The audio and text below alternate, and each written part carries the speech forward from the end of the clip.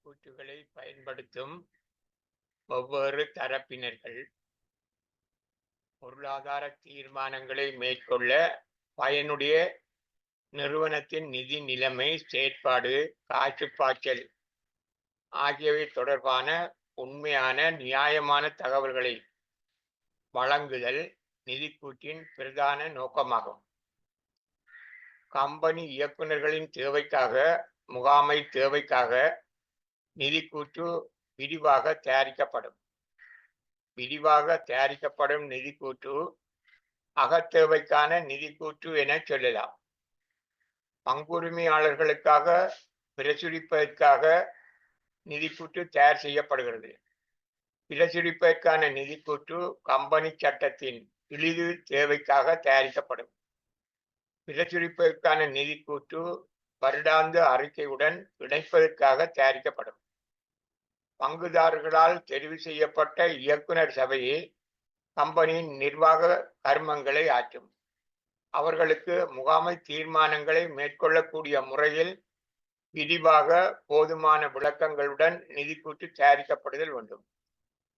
விரிவான முடிவு கணக்குகளில் சாதாரணமாக வியாபார லாப நட்ட கணக்கு 5 என்பன உள்ளடங்கும். உற்பத்தி நிறுவனமானால் இவை தவிர உற்பத்தி கணக்கும் சமர்ப்பிக்கப்பட வேண்டும்.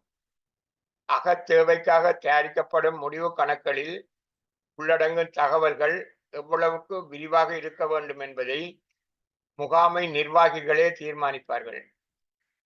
விரிவாக தயாரிக்கப்படும் வியாபார லாப நட்ட கணக்கு அகத்தேவைக்காக அல்லது இயக்குனர் சபைக்கு சமர்ப்பிப்பதற்காக தயாரிக்கப்படும். வியாபார லாப நட்ட கணக்கு பொதுவாக வியாபாரம், பங்குடைமை வியாபாரம் போன்றவை தயாரிக்கும் கணக்குகளுக்கு சமனானதாகும்.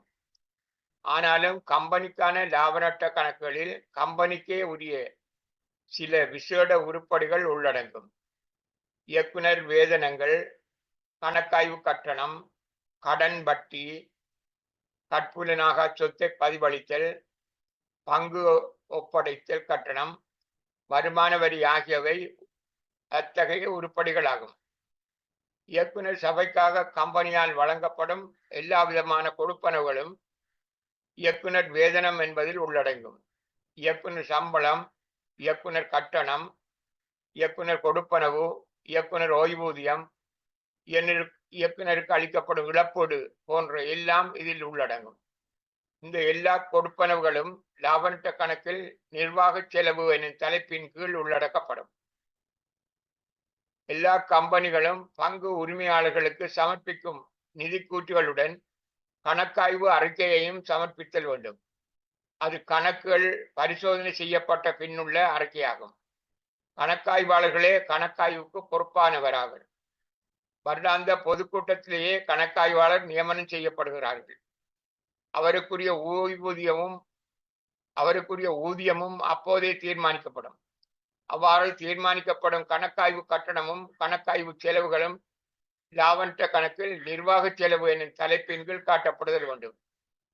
தொகுதி கடன்களை வழங்கி நிதி திரட்டியுள்ள கம்பெனிகள் அந்த தொகுதி கடன்களுக்கு வழங்கும் வட்டியை நிதி செலவாக லாப நட்ட கணக்கில் காட்டுதல் வேண்டும். நன்மதிப்பு, ஆக்க உரிமை, வியாபார குறி, பதிப்புரிமை போன்ற கற்புலனாக சொத்துக்களை பதிவளித்தல் லாப நட்ட கணக்கில் ஏனைய செலவுகள் என்னும் தலைப்பில் காட்டப்படுதல் வேண்டும். பங்குரிமையாளர்களால் பங்கு ஒப்படைப்பு கர்மங்களுக்காக கம்பெனியால் வசூலிக்கப்படும் கட்டணம் கம்பெனி பெறும் லாபமாகும். அதனை வேறாக லாப நட்ட கணக்கில் செலவில் பதிவு செய்தல் வேண்டும். கம்பெனி சட்டத்தின்படி மனிதனாக கருதப்படுவதால் கம்பெனிக்குரிய லாபத்தில் அரசுக்கு வரி செலுத்துதல் வேண்டும். ஆகையால் லாப நட்ட கணக்கில் காட்டப்படும் வரிக்கு முன் லாபத்தை அடிப்படையாக கொண்டு கணிக்கப்பட்ட வருமான வரி கம்பெனியின் ஒரு செலவாக கருதி லாப நட்ட கணக்கில் வரவில் காட்டப்படுதல் வேண்டும். வரிக்கு முன் லாபத்திலிருந்து வருமான வரியை கழித்து வரிக்கு பின் லாபம் காட்டப்படுதல் வேண்டும். இயக்குனரின் தீர்மானத்தின்படி கம்பெனி வரி செலுத்திய பின்னர் வரும் லாபத்திலிருந்து ஒதுக்கத்துக்காகவும் பங்கு லாபத்துக்காகவும் பகிர்வு செய்யப்படும். ஒதுக்கம் என்பது பங்கு லாபமாக பகிராது லாபத்தில் மீதமாக நிறுத்தி வைக்கப்படும் தொகையாகும். பொது ஒதுக்கம், பங்கு லாபம் சமப்படுத்தும் நிதி, சொத்து மீளமைப்பு ஒதுக்கம் என்பவை லாப நட்ட பகிர்கணக்கின் ஊடாக பகிரப்படும் ஒதுக்கங்களாகும். குறித்த ஒரு வருடத்தின் இடையில் செலுத்தப்படும் பங்கு லாபம் இடைக்கால பங்கு லாபம் எனப்படும். முன்னுரிமை பங்குகளுக்கு இடைக்கால பங்கு லாபம் செலுத்தப்பட்டுள்ள போது இறுதி பங்கு லாபம் செலுத்தும் போது அதனை கழித்து கொண்டு மீதியே செலுத்தப்படும். ஆனால் சாதாரண பங்குகளுக்கு இடைக்கால பங்கு லாபம் செலுத்தி இருந்தால் இறுதி பங்கு லாபம் செலுத்தும் போது அவ்வாறு கழிப்பதில்லை. கணக்காண்டு இறுதியில் இயக்குநரால் தீர்மானிக்கப்பட்ட பங்கு லாபம் பிரசுரிக்கப்பட்ட பங்கு லாபம் என குறிப்பிடப்படும். கம்பெனியின் லாப நட்ட கணக்கு ஐந்தொகை தொடர்பான மாதிரி சட்டகம் உங்களுடைய மனக்கண்ணில் இருக்க வேண்டும் என்பதற்காக மீண்டும் ஒரு முறை நான் இதனை உங்களுக்கு விளக்க நினைக்கிறேன். வரையறுத்த சுந்தரம் கம்பெனியின்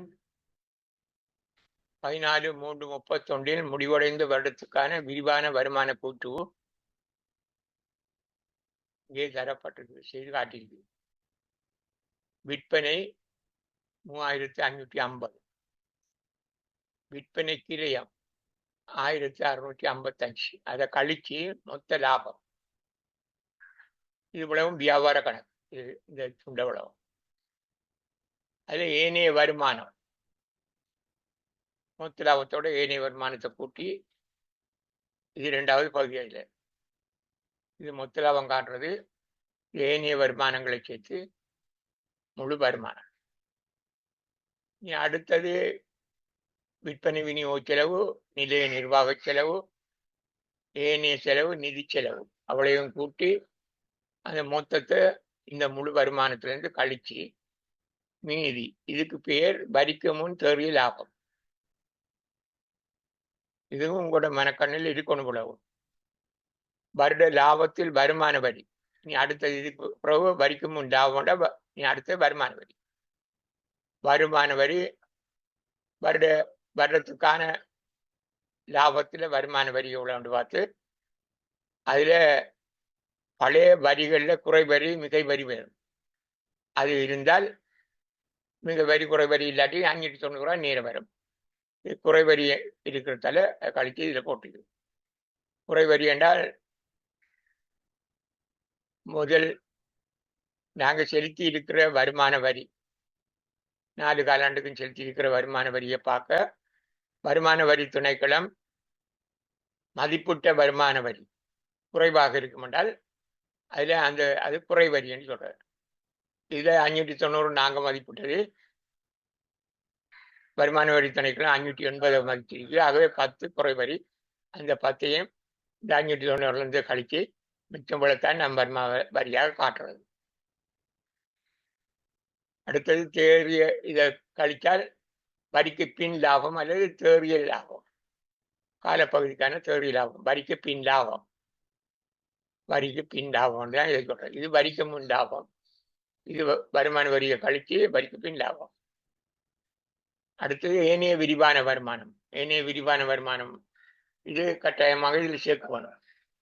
அதாவது காணி கட்டிடங்கள் மூல் மதிப்பீட்டில் லாபம் என்றால் அந்த லாபங்களை இதை காட்டணும், தனியாக புறம்பாக காட்டணும்.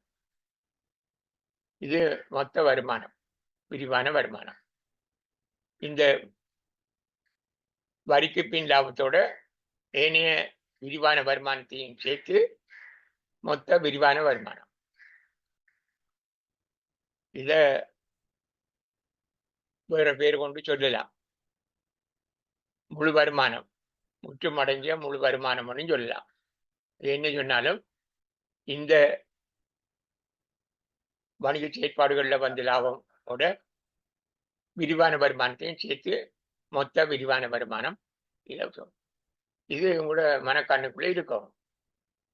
இதுல இந்த பகுதியில் இந்த வருமான கூட்டு செய்கிறதுல உங்களுக்கு வேற பிரச்சனைகள் அவ்வளவு பெருசா இல்லை அப்படி சொன்னாங்க. ஆக ரெண்டு விஷயம்தான் வித்தியாசமானது.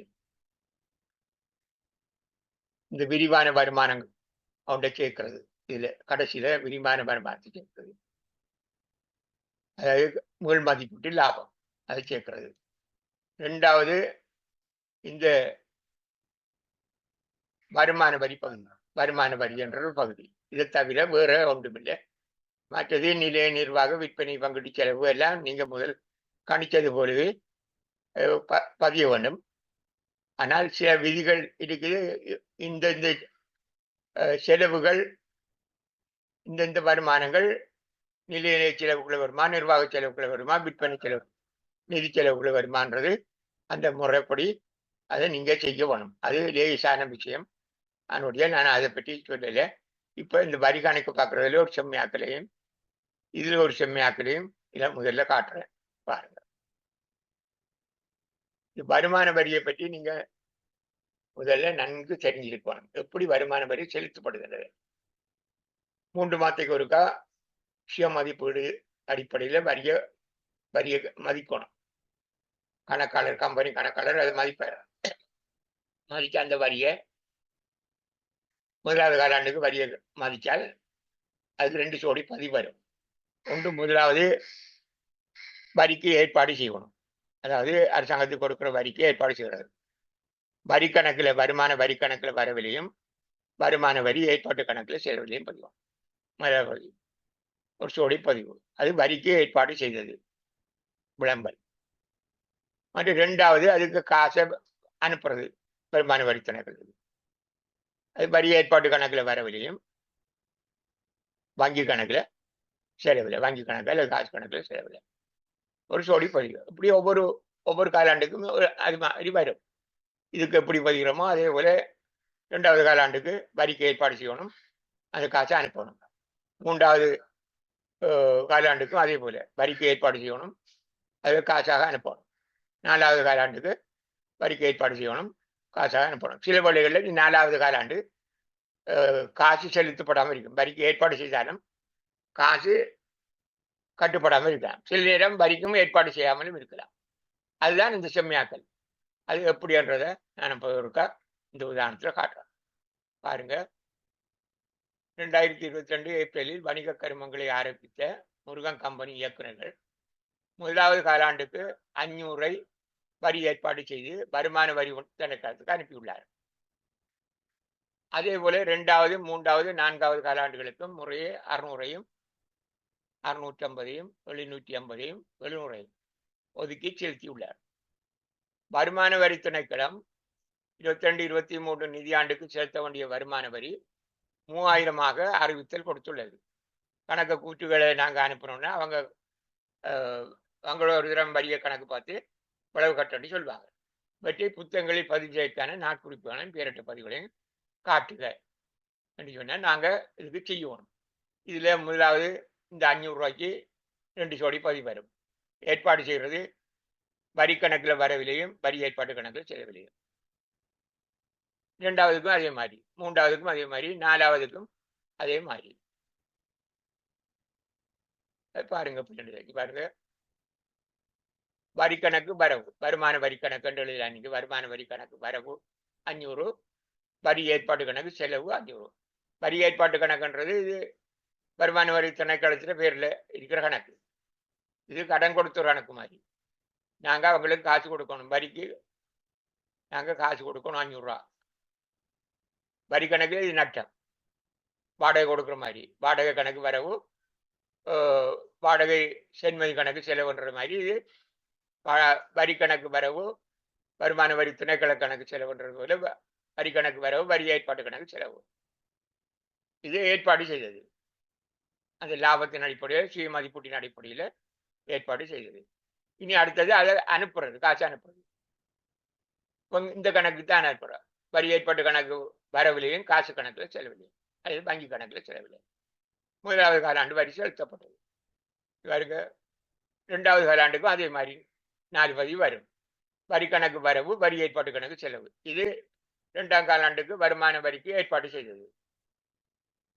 அடுத்த ஜோடி வரி ஏற்பாட்டு கணக்கு வரவு, காசு கணக்கு செலவு. அந்த காசை 2வது காலாண்டு வரி செலுத்தப்பட்டது. 3வது காலாண்டுக்கும் அதே மாதிரி. இது 650 ரூபா. அதுக்கு வரி கணக்கு வரவு 650, வரி ஏற்பாட்டு கணக்கு செலவு 650. 3ஆம் காலாண்டுக்கு வருமான வரிக்கு ஏற்பாடு செய்தது. இது காசு அனுப்புனது. வரி ஏற்பாட்டு கணக்கு வரவு, காசு கணக்கு செலவு. 3வது காலாண்டு வரி செலுத்தப்பட்டது. இனி அடுத்த 4வது காலாண்டு வரி கணக்கு வரவு, வரி ஏற்பாட்டு கணக்கு செலவு. 4ஆம் காலாண்டு வரி வருமான வரி ஏற்பாடு. இது வருமான வரி கணக்கு வரவு, காசு கணக்கு செலவு 700. 4வது காலாண்டுக்கான வருமான வரி செலுத்தப்பட்டது. முடிஞ்சது, அவ்வளவு காசு கட்டியாச்சு. இப்ப இனி அடுத்தது என்னன்னு கேட்டால், அரசாங்கம் வருமான வரி திணைக்களம் எங்களை எவ்வளவு இந்த வருஷத்துக்கு இந்த நிதி ஆண்டுக்கு அந்த 4 காலாண்டுக்கும் எவ்வளவு வரி செலுத்தணும் என்று மொத்தமா சொல்லும். அல்லது இறுதி காலாண்டுல இவ்வளவு கட்டணும் சொல்லும். 2ல ஒன்றை சொல்லும். நீங்க கட்டுனது போக இன்னும் இறுதி காலாண்டுக்கு 4வது காலாண்டுக்கு இவ்வளவு கட்டணும்னு சொல்லுவாங்க. அல்லது முழு வருஷத்துக்கும் இவ்வளவு 4 காலாண்டுக்கும் இவ்வளவு வரி என்று சொல்லுவாங்க. இதே 4 காலாண்டுக்கும் வரி சொல்லியிருக்காங்க 3000. அதுக்கு பதிவு என்னன்னு கேட்டால் லாபநட்ட கணக்கில் எழுதணும். இந்த 3000 இதுதான் வருமான கூற்றில் நாங்க வரிக்கு முன் லாபம் என்று அதுக்கு கீழே எழுதுவாங்க. கண்ணுக்குள்ள இருக்கணும் உங்களுக்கு.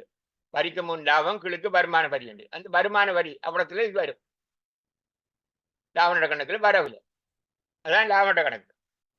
வருமான கூற்றில் லாபநட்ட கணக்கு தான். லாபநட்ட கணக்கில் வரவில்லையும் வருமான வரி கணக்கில் செலவிலையும் எழுதணும் 3000 ரூபாய். நிதியாண்டுக்கான வருமான வரி ரூபாய் 3000. வருமான வரி திணைக்களம். இனி அதுக்கு நாங்க இப்போ போல காசு கட்டணும்ன்றது பார்க்கணும். இனி காசு கட்டணுமா, காசு மிச்சம் இருக்காண்ட பார்க்கணும். இப்ப எப்படி இவ்வளவு காலம் கட்டியிருக்கணும் எவ்வளவு என்றதை கணக்கு பார்க்கணும். கட்டுனது எவ்வளவு கட்டியிருக்க மாட்டால் இது விலையும் கூட்டணும். நாங்க இந்த பேரிட்டு கணக்கை பார்த்தாலே கண்டுபிடிக்கலாம். பாருங்க, இதுக்கு 500 ரூபா கட்டிட்டோம் 1வது காலாண்டுக்கு. 2வது காலாண்டுக்கு 600 ரூபா, 1100 ரூபா. 3வது காலாண்டுக்கு 650. அப்ப 1100, 1750, 1750. 4வது காலாண்டுக்கு 700 ரூபா. அப்ப 2450 ரூபா. 2450 ரூபா நாங்க கட்டியிருக்கோம். அப்ப இப்ப அரசாங்கம் சொல்லுது எவ்வளவு? 3000 கட்ட சொல்லி. அப்ப இன்னும் 550 ரூபாய் நம்ம கட்டணும். அப்ப இன்னும் 550 ரூபாயை இவங்களோட வரி ஏற்பாட்டு கணக்கு மாற்றணும். வரி கணக்குல இங்க பாருங்க, வருமான வரி கணக்குல வரவில் 550 ரூபா, வருமான வரி ஏற்பாட்டு கணக்குல 550 ரூபா. இந்த 550 ரூபாயை எப்படி கணக்கு பார்க்கறேன் தெரிஞ்சா சரி. இதுதான் செம்மையாக்கல். இவ்வளவுதான் இதுல உள்ள செம்மையாக்கல். பெரிய பெரிய செம்மையாக்கல்ண்டா இதுதான். இப்ப கட்டியிருக்கிறது, இதுவரையும் கட்டியிருக்கிறது 1450 ரூபா கட்டிட்டோம். அப்ப 1450 ரூபா கட்டினாலும் வருமான வரி திணைக்களம் சொல்லுது நீங்க 3000 கட்டணும். 2450 ரூபா கட்டிட்டான். 2450 ரூபா மொத்தமா கட்டிட்டான். 3000 ரூபா கட்ட சொன்னா இன்னும் கூட நாம கட்டணும். அப்ப அந்த எவ்வளவு? அது 550 ரூபா. 3000லிருந்து நாம கட்டின 2450 ரூபா கழிச்சா 550 ரூபாய் என்ன கட்டணும். 550 ரூபாய்க்கு பதிவு என்ன? வருமான வரி கணக்குல 550 ரூபா, வருமான வரி ஏற்பாட்டு கணக்குல செலவு 550 ரூபா. இதுக்கு விளம்பல் மிகை வரி என்று எழுதுறாரு. இதை பீரட்டில் விளைவையும் பீரட்டுக்கு அதே மாதிரி அதில் இருக்கிற போல அப்படியே பார்த்து எழுதுறாரு. வரி ஏற்பாட்டு கணக்குல ஒவ்வொரு இது 1வது காலாண்டுக்கு ஏற்பாடு செய்யுது, இது 2வது காலாண்டுக்கு ஏற்பாடு, இது 3வது காலாண்டுக்கு, இது 4வது காலாண்டுக்கு ஏற்பாடு. இதுல 4 காலாண்டுக்கு கட்டுறது காசு கணக்குல செலவுலையும் இது வரவில்லையும் 4 காலாண்டுக்கு கட்டியாச்சு. அப்போ எல்லாம் கட்டியிருக்க அளவு வருமா? இப்ப கட்டியாச்சு, இவ்வளவு கட்டியாச்சு. இதை இந்த தொகையை பார்த்தா தெரியும் நம்ம கட்டணும் எவ்வளவு. அரசாங்கம் கட்ட சொன்னது எவ்வளவு? 300, 3000 கட்ட சொன்னது. அப்ப இன்னும் எவ்வளவு வரணும்? 550 ரூபா இதுல அவங்களுக்கு இன்னும் கொடுக்கணும். நாங்க இந்த 550 ரூபா கூட்டி பாருங்க, இது 2ஐயும் கூட்டினா 3000, 550 ரூபா கொடுக்கணும். வருமான வரி கணக்குல இதே பதிவு இந்த 4வது காலாண்டுக்கு ஒதுக்கணும் போல இந்த வருமான வரி கணக்குல இந்த 550 கொண்டு வருமான வரி கணக்குல வரவே எழுதுறேன். பாருங்க,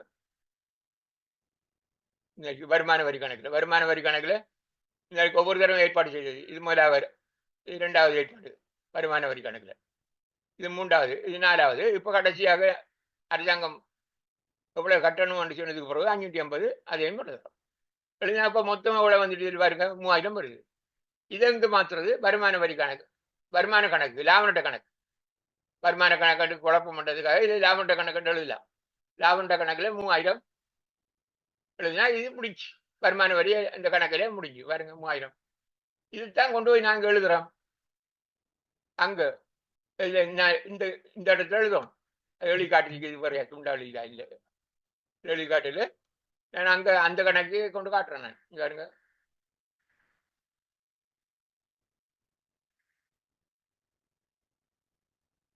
நரிக்கு வரிக்கும் இல்லாம 670 வரிக்கும் இல்லாம 670 இவ்விடத்திலாம் பெறணும் வருடத்தில் வருமான வரி வருட லாபத்தில் வருமான வரி எவ்வளவு இதுல இதெல்லாம் முடிவு நாம அங்க வந்த அந்த தொகையை மட்டும் இதை கொண்டு எழுதுறேன் இதுல 3000 கொண்டு எழுதும் கழிச்சு இதுல இருந்து 3000 இதுல மேலே இருக்கிறது 6000 உண்டா 3000 கழிச்சு மிச்சத்தை எழுதுறேன் படத்துக்கு தான் அது வரும் அங்க லாபரண்ட கணக்கு வர வேண்டிய சொன்னது இப்படிந்தான் வருட லாபத்தில் வருமான வரி படத்துல 3000 எழுதணும் எழுதி இங்க வரிக்கு முன் லாபத்திலிருந்து கழிச்சு வரிக்கு பின் லாபம் இல்ல 6700 3000 கழிச்சு 3700 வரும் காலப்பகுதியும் தேர்வு லாபம் இவ்வளவும் இல்லை இவ்வளவு இந்த இடத்துல வரும் இது என்னது வருமான கூட்டு விரிவான வருமான கூட்டு அப்ப இந்த உதாரணத்தை நாங்க இப்ப பார்த்துட்டோம் இனி அடுத்த இன்னும் ஒரு உதாரணத்தை நான் காட்டுறேன் வேற ஒரு உதாரணத்தை இது இந்த விளக்கம் தெரிஞ்சாதான் உங்களுக்கு அந்த செம்மையாக்களை தேசாக மனதாக கணக்கு பார்க்கலாம் அல்லது வேற ஒரு ரஃபாக செய்யலாம் என்ன செய்யறதுக்கும் இந்த விளக்கம் சரியான விளக்கம் தெரியணும் உங்களுக்கு மற்ற உதாரணம் நடைபெற்று வரும் முருகன் கம்பெனியில் அடுத்த உதாரணம் 2022 ஜனவரி 1 வரி ஏற்பாட்டு கணக்கில் 400 மீதியாக இருந்தது அப்ப இது ஆரம்ப மீதி ஆரம்ப நடைமுறை வரி ஏற்பாட்டு கணக்கு என்றால் வருமான வரி திணைக்களத்துக்கு நாம கொடுக்க வேண்டிய கணக்கு அந்த கணக்குல மீதி 400 இருக்கு அப்ப 400 இன்னும் கட்டுப்படலை அவங்களுக்கு கட்டணும் காசு கணக்கில் செலவிலையும் வருமான வரி ஏற்பாட்டு கணக்குல வரவில்லை 400 எழுதணும்னாங்க எழுதலை இன்னும் எழுதப்படலை ஏன்னா இது கடந்த வருஷத்துல இறுதி காலாண்டுக்கு கட்டாம இருக்குது கட்டல இயக்குநர்கள் 2022 ஜனவரியில் முதலாவது காலாண்டு ஜனவரியில் ஏப்ரல்ல முதலாவது காலாண்டுக்கு 1000 ரூபாய் வரிக்கு ஏற்பாடு செய்து 1400 ரூபாய் வருமான வரி திணைக்களத்துக்கு அனுப்பினேன் அதை 1000 ரூபாயை ஒதுக்குனா 1400 ரூபாய் அனுப்பணும்னு கேட்டால் முதல் 400 ரூபாய் செலுத்த வேண்டியிருந்தது இறுதி காலாண்டுக்கு இப்ப இந்த இதுல முதலாவது காலாண்டுக்கு 1000 ரூபாய் அப்ப 1400 ரூபாயை கட்டுறாங்க அது 1400 ரூபாய் ஏற்பாடு செய்து 400 ரூபாயை 1000 ரூபாயை ஏற்பாடு செய்து 1400 ரூபாயை வருமான வரி திணைக்களத்துக்கு அனுப்பியுள்ளனர் அப்ப இந்த 1400 காசு அனுப்பினதுக்கு காரணம் இந்த 400ஐயும் சேர்த்து இந்த 1000ஐயும் சேர்த்து தான் அதே போல 2வது 3வது காலாண்டுக்கு முறையே 1200ஐயும் 2000 இது போல 1300ஐயும் 1200ஐயும் 1300ஐயும் செலுத்தியுள்ளனர் 4வது காலாண்டுக்கு 1400 ஒதுக்கியுள்ளனர் இன்னும் பணம் செலுத்தல இவருங்க இன்னும் பணம் செலுத்தல அப்ப 4வது காலாண்டுக்கு காசு கட்டல 3 காலாண்டுக்கு கட்டுப்பட்டுச்சு அப்ப கட்டுன உள்ள கணக்கு பார்க்கலாம் நாம இதை வச்சுட்டு பார்க்கலாம் இந்த வருங்க இந்த இந்த இந்த இந்த நிதியாண்டுக்கு 22ஆம் ஆண்டுக்கு எவ்வளவு கட்டுப்பட்டுக்கண்டா இது 1000 கட்டுப்பட்டுக்கு 400 இதுக்கு கட்டுனது ஆகவே இதுல 1000 இதுக்கு 1200 2200 இது 1300 3500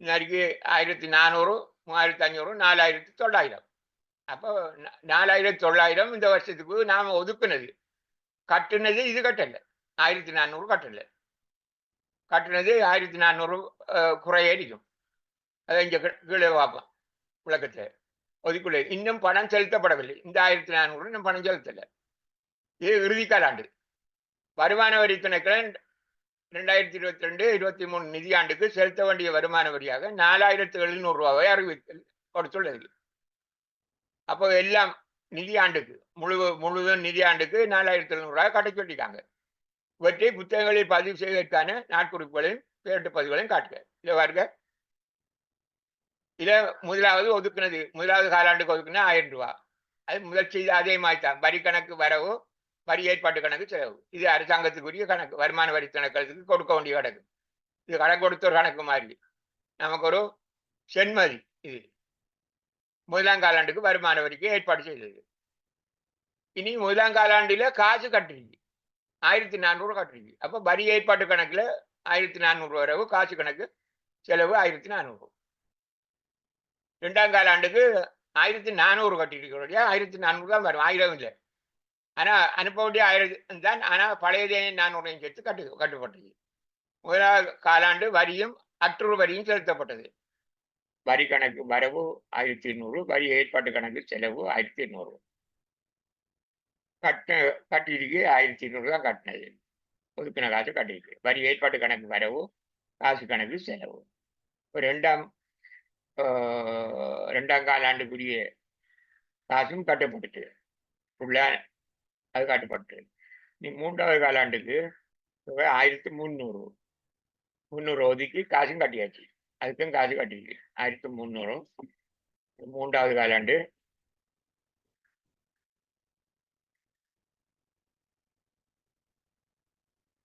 வரி கணக்கு வரவு, வரி ஏற்பாடு கணக்கு செலவு. 3ஆம் காலாண்டுக்கு வரிக்கு ஏற்பாடு.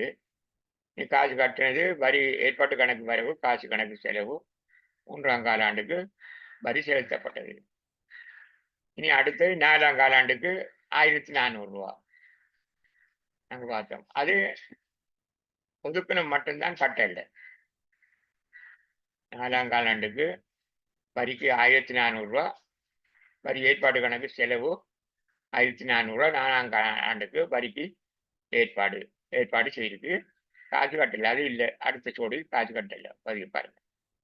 இப்ப இது போலவையும் பேரட்டுக்கு மாத்துறதுக்கு முதல் இந்த இன்னொரு சோடி பதிவு இருக்கு. எதான்னு கேட்டால்,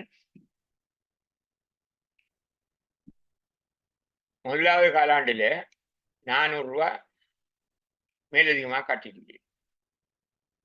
அது எந்த வருஷத்துக்குரிய காசு என்றால் 2011-12 காசு. அதுல 400 ரூபாய் இதுக்குள்ள இருக்கு வரி ஏற்பாட்டு கணக்குல. அப்ப அந்த 400 ரூபாயை 2012-13 கணக்குக்கு மாத்தி விடணும். வரி ஏற்பாட்டு கணக்கு முதல் இதுல இருந்தது, இதான் மீதிகள் கொண்டு வந்தது காலாண்டுக்குரியது. இந்த 400 ரூபாவும் இந்த கணக்குல எழுதப்படும். இந்த வருங்க வரி ஏற்பாட்டு கணக்குல. என்றால் இங்க 1400 ரூபாய் காட்டிருக்குது. 1000 தான் இது முதல் காலாண்டுக்குரிய 1000 தான் இதுல எழுதணும். 1400 காட்டிருக்கிறோடைய இதுக்குத்தான் கட்டினது. இந்த 400 தான் இது. இந்த 400 இந்த கணக்குக்கு அதோட இந்த நாட்குறிப்பு எழுதணும். அதுல எழுதப்பட்டது. இதுல வரி ஏற்பாட்டு கணக்கு 2011-12 வரி ஏற்பாட்டு கணக்கு வரவு, 2012-13 வரி ஏற்பாட்டு கணக்கு செலவு 400. இது அடுத்த பதிவு. அப்ப அந்த மேல இருக்கிற அவளையும் நாங்க பேரட்டுக்கு மாத்தினா இப்படி வரும். இது வரி கணக்கு வரவு, இது வரி கணக்கில் இருக்கும் வரி ஏற்பாட்டு கணக்கு. இது 2வது காலாண்டுக்கு, 3வது காலாண்டுக்கு, 4வது காலாண்டுக்கும் ஒதுக்குனது. இந்த 400 அங்க எழுதிட்டா. இதுல காசு கட்டினது 1400 காசு கணக்கில் செலவுல, இது காசு கணக்கில் செலவுல 1800, இது காசு கணக்கில் செலவுல உலகம் எழுதப்பட்டுச்சு. இப்ப இனி அடுத்தது பாருங்க, காசு கணக்குல இது 3 தான் பதிவட்டி அனுப்பினது. இது 1400, இது வரி ஏற்பாட்டு கணக்கு 1200, 2வது காலாண்டு, இது 3வது காலாண்டு கட்டுப்பட்டது. வரி கணக்கை பாருங்க, வரி கணக்குல 4 தினம் ஒதுக்கிடுச்சு, ஏற்பாடு செய்யுது. இது 1000, இது 1200, அடுத்தது 1300, அடுத்த 1400. ஆனா இப்ப அரசாங்கம் உழவு நாங்க ஏற்பாடு செய்திட்டோம், வரி கணக்குல எழுதிட்டோம் 4900, மொத்தம் 4900 எழுதிட்டோம். அரசாங்கம் கட்ட சொல்லுது வருமான வரி கணக்குல 4700. அப்ப இது அந்த 4700 லாபநட்ட கணக்கு கொண்டு போகணும். லாபநட்ட கணக்கு, இதுல லாபநட்ட கணக்கு எழுதி 4700 இருக்கிறோம். 4700 லாபநட்ட கணக்கு, வருமான வரி கணக்கு செலவு, லாபநட்ட கணக்கு வரவு. லாபநட்ட கணக்கு வரவுன்றது நம்முடைய வருமான கூட்டில நடிகை, வருமான கூட்டில அந்த துண்டை செய்திருக்கோம். வரிக்கு முன் தேவையில்லாமல் நடிகை, இதுக்கு மேலடிக்கும் வியாபார லாபநட்ட கணக்கு, அந்த நிலைய நிர்வாக செலவு எல்லாம் வந்து வரிக்கு முன் லாபம் படத்துல வந்திருக்குது. அதுல வருமான வரிக்கு 4700, இது இந்த 4700 தான் இது. இது லாபநட்ட கணக்கு வரவு, வருமான வரி கணக்கு செலவு. இந்த 4700 நாட்குறிப்பு இது லாபநட்ட கணக்கு, வருமான கணக்கு, விரிவான வருமான கணக்கு. அப்போ லாபநட்ட கணக்கு வரவு, வருமான கணக்கு, வருமான வரி கணக்கு செலவு 4700. அப்போ இதுல நமக்கு கூட கட்டிருக்கோம். அப்ப அரசாங்கத்துக்கு கூட ஒதுக்கி இருக்கிறோம். உலகம் அரசாங்கத்துக்கு கொடுக்கணும் நாங்கள் எழுதினேன். ஆனா விலை கொடுக்க தேவையில்லை, 4700 தான் கொடுக்கணும். அப்ப இந்த 200ஐயும் அந்த வரி ஏற்பாட்டு கணக்குல இது ஒதுக்குன மாதிரி மற்ற பக்கத்துக்கு வரி ஏற்பாட்டு கணக்குல வரவில் எழுதணும்.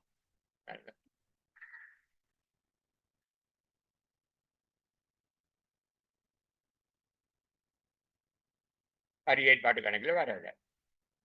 இன்னொரு வரி குறைவு, நாம கட்ட வேண்டியது 4700, கட்டுனது 4900. இப்ப அரசாங்கத்துக்கு கொடுக்கணும் உழவு எழுதிட்டோம், 4200 கூட எழுதிட்டோம். ஆகவே அந்த 200 இதை குறைக்கணும். வரி ஏற்பாட்டு கணக்கு வரவு, வருமான வரி கணக்கு செலவு. இதுக்கு பதிவு லாபநட்ட கணக்கு, லாபநட்ட கணக்கு வரவு, வருமான வரி கணக்கு செலவு. இந்த 400 பதிவு இந்த 400 மேலதிகமாக கட்டின 11-12 அந்த அது 2012-13 வரி ஏற்பாட்டு கணக்கு, அது 2011-12 வரி ஏற்பாட்டு கணக்கு. இந்த வரி ஏற்பாட்டு கணக்குல வரவுகள் இருக்கு. இதுக்கு பதிவு 2011-12 வரி ஏற்பாட்டு கணக்கு வரவு, 2012-13 வரி ஏற்பாட்டு கணக்கு செலவு. அப்ப இந்த கணக்கை கூட்டினால் இன்னும் 1200 வருமான வரி கணக்கு நாங்கள் அனுப்பணும். இதை கூட்டி சமப்படுத்தி மீதி கீழே இறங்கி 1500. ஏன் 1500 கொடுக்கணுன்றது உங்களுக்கு தெரியும். ஏன்னு கேட்டால் நாங்க இந்த இறுதி காலாண்டுக்கு 1400 ஒதுக்கணும். இந்த அடிக்கு ஒதுக்கின தொகை 1400. ஆனா அரசாங்கம் இறுதி காலாண்டுக்கு 200 குறைச்சு கட்ட சொல்லிக்கு, 4700 தான் கட்ட சொல்லிக்கு. அது 200 குறைவு. அதனால இப்ப நாங்க 1400 அனுப்ப தேவையில்லை. இன்னும் கட்டுப்படாமல் இருக்கிற 1200 கட்டா சரி. இல்லாட்டி 1400 கட்டணும். அது நம்மளோட கணக்குக்கு வரண்டார். 4900 4700 1200 மட்டும் நாங்க கட்டினா சரி. இது பொறுப்பு, இது வருமான வரி திணைக்களத்துக்கு நாங்க கொடுக்க வேண்டிய நடைமுறை பொறுப்புல இந்த 1200 நாங்க காட்டுவோம். நடைமுறை பொறுப்புல காட்டுவோம். இருக்கிற இந்த 4700 லாபநட்ட கணக்குல வரிக்கு முன் லாபம் வருட லாபத்தில் வருமான வரி 4700 கழிச்சு வரிக்கு பின் லாபம். இது கீழே பகிர கணக்கு வரும். லாபத்தை பகிர இல்லை, இது கீழே இன்னொன்று வரும். இது காணி கட்டிடம் மீள் மதிப்பீட்டு லாபம். காணி கட்டிடம் மீள் மதிப்பீட்டு லாபத்தை கூட்டி விரிவான லாபம் வருமானம் என்று போடுவோம். அதில் முழுதும் முற்றுமடங்கிய லாபம் என்று இறுதியாக வரும். இதுக்கு கீழே இன்னொன்று வரும் இருந்தால், இல்லாட்டி இதுதான் முற்றுமடங்கிய வருமானம். வரிக்கு பின் லாபம் தான் முற்றுமடங்கி இருக்கும் என்றால் காணி கட்டிடம் மீள் மதிப்பீடு செய்து அதில் லாபம் வந்திருந்தால் அந்த லாபம் இடத்துல வரணும். இது இந்த லாபநட்ட கணக்கு பெற்ற மாதிரி சட்டகம். இது உங்களுக்கு இந்த வருமான கூட்டுற அந்த மாதிரி சட்டகம் மனதுக்குள்ளே இருக்கணும், கண்ணுக்குள்ள படத்துல இருக்கணும். அப்ப அந்தந்த இடத்துல அதை கொண்டு பதிக்கலாம். பாருங்க, இன்னொரு உதாரணத்தை இதை காட்டிக்கிறோம். வரையறுத்த சன்னன் லங்கா கம்பெனியின் புத்தகங்களில் 2013 பின்வரும் மீதிகள் பிரித்தெடுக்கப்பட்டன. இது பரீட்சை மீதி. பரீட்சை மீதியில புத்தகத்திலிருந்து பேரட்ல இருந்து பிரிச்செடுக்கிறேன்டா பரீட்சை மீதி தான். இதுல ஒரு துண்ட விளையம் எடுத்து போட்டிருக்கு. வருமான வரி ஏற்பாடு செலவுல இது எப்ப 2011-12 இறுதி காலாண்டுக்குரிய வருமான வரி ஏற்பாடு 9 இருக்குது. இது வருமான வரி திணைக்களத்துக்கு நாம கொடுக்க வேண்டியது பழைய பாக்கி வருமான வரி இறுதி காலாண்டுக்கு ஏற்பாடு செய்தது கட்டல 9 கட்டணும். இது செலுத்திய வருமான வரி. இது செலுத்திய வருமான வரி எப்போன்னு கேட்டால் இந்த வருடத்துக்குள்ள இப்ப இந்த வருஷத்துக்குள்ள கட்டினதான் இது டேட் அடிப்படையில் இந்த வருடத்துக்குள்ள கட்டினது 2012ஆம் ஆண்டுக்குள்ள 12-13ஆம் ஆண்டுக்கு கட்டினது இது. அப்ப இந்த நமக்கு தெரியணும் இது இதுக்குள்ளாம் கட்டுப்பட்டது. ஆக இந்த வருஷத்துக்காக கட்டுப்பட்டது எவ்வளவு இதுக்குள்ள நாங்க பார்க்கலாம். 9 கழிச்சால் 480 இல்ல 80 இல்ல 70 தான் கட்டுப்பட்டது. 80 கட்டணும். ஆனா இந்த வருஷத்துக்கு இங்க அரசாங்கம் ஆரம்பிச்சிருக்க உள்ள வேண்டால் பாருங்க, செலுத்தப்பட்ட வரிக்குள் 2012-13 செலுத்தப்பட்ட வரிக்குள் முன் வருடத்துக்குரிய அதாவது 11-12 வருடத்துக்குரிய இறுதிக்கால ஆண்டு செலுத்தப்பட்ட 70,000 வரி உள்ளடங்கியுள்ளது. அப்போ 70,000 இந்த 3 சைவரையும் விடுவோம், விட்டால் 70 தான். 70 உள்ளடங்கியுள்ளது. அப்ப இதுல 70 கட்டுப்படுது. அப்ப இதுல 10 மிச்சம் இருக்கு. இதுல அரசாங்கம் கட்ட சொன்னது 70 தான். அப்போ குறையத்தான் கட்ட சொல்லிருக்கு. அவை 10 மிச்சம் இருக்கு. இது வரி குறைவு. ஞாபகத்தில் வச்சுக்கொள்ளணும், வரி குறைவு. இப்ப இந்த வருஷத்துல நாம கட்டினது கட்டியிருக்கிற 540. அதே போல 2012-13 காலாண்டில் இறுதி காலாண்டுக்கு வரி ஏற்பாடு செய்தல் இதுல 3 செய்வர்கிட்ட 120 கட்டணும். 120 இது இறுதி காலாண்டுக்கு. அப்ப இது கட்டினது 3 காலாண்டுக்கு கட்டுப்பட்டது. இது 4வது காலாண்டுக்கு இன்னும் கட்ட இல்லை. இறுதி காலாண்டுக்கு இவ்வளவு ஏற்பாடு செய்யணும். 120 ஏற்பாடு செய்யணும். 120 ஏற்பாடு செய்யறா உங்களுக்கு தெரியும், எங்க வரி கணக்கில் வரவிலையும் 120 ஏற்பாட்டு கணக்கில் ஏற்பாட்டு கணக்கில் செலவில் எழுதணும். எந்த வருஷத்துக்கு என்றால் வரி ஏற்பாட்டு கணக்கு 2 கணக்கு எழுதப்படும். வரி ஏற்பாடு இது 11-12க்கு, வரி ஏற்பாட்டு கணக்கு 12-13க்கு. அப்போ அரசாங்கத்துக்கு செலுத்துற 2 கணக்கு இருக்கு. ஒன்று கடந்த வருடத்துக்கு இறுதி காலாண்டு, இந்த வருடத்துக்கு இறுதி காலாண்டு. அப்ப அதையும் கட்டணும். இங்க பாருங்க, மேலுள்ள தகவல்களை கருத்தில் கொண்டு 2012-13 வருடத்தில் மேலுள்ள செம்மைகளை கணக்குகளில் பதிவேற்கு பேரட்டு கணக்குகளை நிதி கூட்டுகளை காணப்பட வேண்டியவற்றையும் காட்டுவேன். இது 2011-12 வரி ஏற்பாட்டு கணக்குல 80 மீதி இருந்தது. இதுதான் நாங்க சொன்னது, மீதி இருந்தது. இது முந்தின வருடத்துக்குரியது, இறுதி காலாண்டுக்கு செலுத்த வேண்டி இருந்தது. இது இந்த வருடத்துல இன்னும் இறுதி காலாண்டுக்கு ஒதுக்க சொல்லியிருக்கு. இறுதி காலாண்டுக்கு இந்த வருஷம் கட்டல. அது எங்க பதிவணும் என்றால் வரி கணக்குல வரவிலையும் வரி ஏற்பாட்டு கணக்கில் செலவிலையும் நாங்க பதிக்கணும். வரி ஏற்பாட்டு கணக்கில் செலவிலையும் வரி கணக்குல வரவிலையும் எழுதணும். இதுல இந்த 10 மிச்சம் ஏண்டா 70 தான் கட்ட சொல்லிக்கு, 80 நாம ஒதுக்குனது 70. அப்ப இதை லாப நட்ட கணக்குல லாபமா திருப்பி காட்டணும். போன வருஷத்தில் லாபம் கூட காட்டிட்டோம், இந்த நட்டம் கூட காட்டிட்டோம். இப்ப 10 லாபமாக இந்த 10ஐயும் லாப நட்ட கணக்குல இதுல வரி ஏற்பாட்டு கணக்கு வரவு, லாப நட்ட கணக்கு செலவு 10. அதை இங்க பாருங்க, லாப நட்ட கணக்குல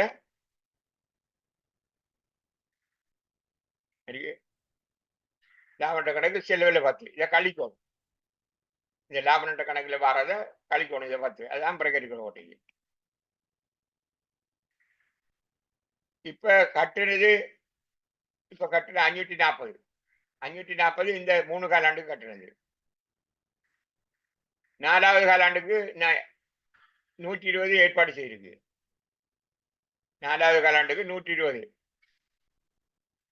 3 இதோட 12 செய்வர் இருந்தால் 3 செய்வர் 120 ஏற்பாடு செய்யிருக்கு. இதுக்கு பதிவு வரி கணக்கு வரவு, வரி ஏற்பாட்டு கணக்கு செலவு 120. 2012-13 வரி ஏற்பாட்டு கணக்கு செலவு 120, வரி கணக்கு வரவு 120. அப்ப இது 3 காலாண்டு, இது ஒரு காலாண்டு, 4 காலாண்டு. 4 காலாண்டுக்கும் சேர்த்து எவ்வளவு? 660. 660.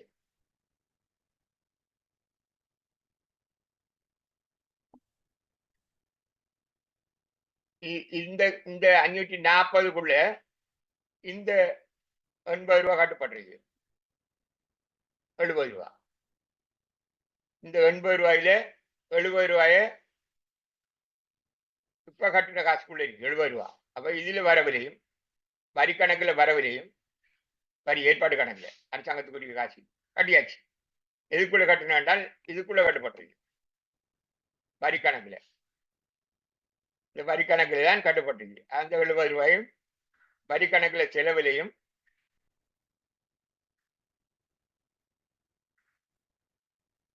வரி கணக்குல செலவிலையும் 2011 வரி ஏற்பாடு கணக்குல வரவில்லையும். அப்ப இது அந்த காசு கட்டுப்பட்டுட்டு இதுக்குள்ள இருக்கு. இதுக்குள்ள கழிவுட்டு. அப்ப இப்ப நாம இன்னும் இந்த வருஷத்துக்குரிய வருமான வரி இவ்வளவுதான் என்றால் இது 540 மொத்த வரி 3 காலாண்டு கட்டினது. அதுல கடந்த காலாண்டு கட்டினது 70 போனால் 470. 470 இந்த காலாண்டுக்குரியது. இந்த வருடத்து இறுதி காலாண்டுக்குரியது 120. 470 120 590.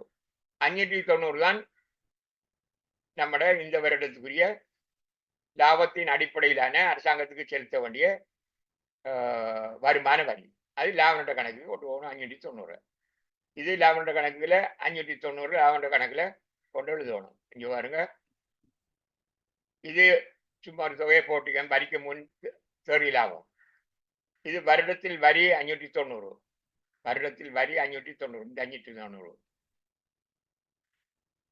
எப்படி வந்தது தெரியணும். 590 இதுல 540 70 கட்டுப்பட்டுட்டு அப்ப 470 இந்த 3 காலாண்டுக்கு. 4வது காலாண்டுக்கு 120. அப்ப 590. இதுல எங்களுக்கு ஒரு குறைவு. இது இந்த வருடத்துக்குரிய வருமான வரி. இதுதான் இந்த வருடத்துக்குரிய வருமான வரி. இது போன வருடத்து வருமான வரியில எங்களுக்கு கிடைக்க லாபம். போன வருடத்துக்கு கிடைக்க வருமான வரியில மிச்சம். ஏனென்றால் கூட கட்டிக்கிறோம். 80 ஒதுக்கி வச்சது 70 தான் கட்ட சொன்னது. அப்ப அந்த 10ம் நடிக்கிற 10 வரி ஏற்பாட்டு கணக்கு வரவோ லாபநட்ட கணக்கு செலவு. லாபநட்ட கணக்குல செலவில்டா இல்ல கழிக்கிறோம் நாங்க. இப்ப இந்த வருஷத்து வருமான வரி 590 கட்டணும். ஆனா 590 இப்ப கட்ட தேவையில்லைங்க. இப்ப இப்ப எங்களுக்கு இதில் ஒரு 10 ரூபா மிச்சம் இருக்கிறோடைய வருமான வரி இந்த வருடத்துக்கு நாங்க வருமான வரி எங்களுக்கு பொறுப்பு 580 தான். அப்ப தேர்தல் வரிக்கு முன் லாபம் 670. வருமான வரி 580. அது வரிக்கு பின் தேர்தல் லாபம் 90. இதை மிச்சத்தை நாங்க அடிச்சு காட்டுறோம். இதுக்குள்ள இன்னொன்று வரும் உங்களுக்கு தெரியும். இது காணி கட்டிடம் மீள் மதிப்பீட்டு லாபம் விரிவான வருமானம் காண்றது. மொத்தம் முழுதும் அடங்கிய லாபம் காண்றதுக்கு இதுக்கு இன்னொரு பகுதி வரும். இல்லாட்டி தான் முழுதும் அடங்கிய லாபம். வரிக்கு பின் லாபம் தான் பகிர வேண்டிய லாபம். அப்படி காணி கட்டிடம் மீள் மதிப்பீட்டுல லாபம் வந்திருந்தால் அதையும் சேர்த்து கூட்டி மொத்த விரிவான வருமானம் என்று போடுவோம். நீ மற்றொரு உதாரணத்துக்கு பாருங்க. காணி கட்டிடம் மீள் மதிப்பீட்டோட உண்டு. இங்க பாருங்க, அந்த ஒரு உதாரணம் அந்த செம்மையாக்கல் உண்டு. கம்பெனி உயர்தொழில் மதிப்பீட்டாளரை கொண்டு வணிகத்தின் கட்டிடங்கள் மீள் மதிப்பீடு செய்து அதில் காணி 35 லட்சமாகவும் கட்டிடம் 12 லட்சமாகவும் மீள் மதிப்பீடு செய்யப்பட்டது. மீள் மதிப்பீட்டில் 2013-4 இடம்பெற்றது. மீள் மதிப்பீட்டில் காணி மீள் மதிப்பு லாபம் 600, கட்டிடம் மீள் மதிப்பு நட்டம் 160. அப்ப இதுல மீள் மதிப்பீட்டு பொறுமை தான் தந்திருக்குது. ஆனா இதுல இருந்து ஒன்றை காணலாம். நீங்க எப்படி இந்த காணியில புத்தகத்தில் இருந்த பொறுமதி எவ்வளவுன்னு கேட்டால் ரூபா குறைய இருந்திருக்கு. 600 600 3 சைவரம் 2029 லட்சம். 3 சைவரம் 6 லட்சம். 6 லட்சத்து கழிச்சா 35 லட்சத்துல 29 லட்சம். காணித ஆரம்பத்தில் இருந்த வருமதி 29 லட்சம். முள் மதிப்பீட்டு பெறுமதி 35 லட்சம். ஆகவே அதில் லாபம் 600. கட்டிடம் 160 லாபம். 160 லாபம் என்றால் இதன் பெறுமதி முதல் இதுல 3 சைவரம் கட்ட 1200ல 160 போனால் 40 1040 இதுல பெறுமதி. இப்ப இது நமக்கு இதுல ஒன்றும் தேவையில்லை. இவ்விடத்துல வரும் லாபம்ன்ற கணக்கு செய்யறதுக்கு, அதாவது வருமான கூட்டி செய்யறதுக்கு வரிக்கு முன் லாபம் இது நான் ஒரு தொகையை சும்மா போட்டுக்கிறேன். வருமான வரிய அதே நாங்க அங்க இப்ப கணக்கு பார்த்து இவ்வளவு கணக்கு பார்த்து வருமான வரியை கொண்டு போடுவோம். இதுக்கு பேர் வரிக்கு பின் தேவைய லாபம். பிறகு மூல் மதிப்பீட்டு காணி மூல் மதிப்பீட்டு லாபம், கட்டிடம் மூல் மதிப்பீட்டுல நட்டம். இதுல இந்த லாபத்திலிருந்து நட்டத்தை கழிக்கிறோம். கழிச்சு 440 இது மூல் மதிப்பீட்டு லாபம். பெரிய மூல் மதிப்பீட்டு லாபம் காணியும் கட்டிடம் சேர்ந்து. இந்த கட்டிட மூல் மதிப்பீட்டு நட்டத்தை கொண்டு நாங்க ஏனைய செலவுகளையும் போடலாம். லாபம் கணக்குல ஏனைய செலவுகளையும் போடலாம். ஆனால் லாபம் கட்டாயம் இது கூட போடும் இந்த விரிவான லாபம் காட்டுறதுக்கு. அப்ப இதுல 600 காணியில லாபம், அதே காணிக்குள்ள கட்டடம் இருக்கும். அதுல இருந்து நட்டத்தை இதை கழிச்சு 440 காணி மூல் மதிப்பீட்டு லாபம். இது வரிக்கு பின் தேர்வு லாபம். இது காணி விரிவான வருமானம். அப்ப அதையும் சேர்த்தால் மொத்த வருடத்தின் விரிவான மொத்த வருமானம் 1340. இப்ப இவ்வளவுதான் நீங்க தெரிஞ்சிருக்க வேண்டியது. இது இவ்வளவு தெரிஞ்சால் இந்த லாப நட்ட கூட்டி செய்கிறதுல எந்த ஒரு கஷ்டமும் வராது உங்களுக்கு. அது நான் இதுக்கு அடுத்ததாக ஒரு முழு கணக்கை உங்களுக்கு செய்து காட்டுறேன்.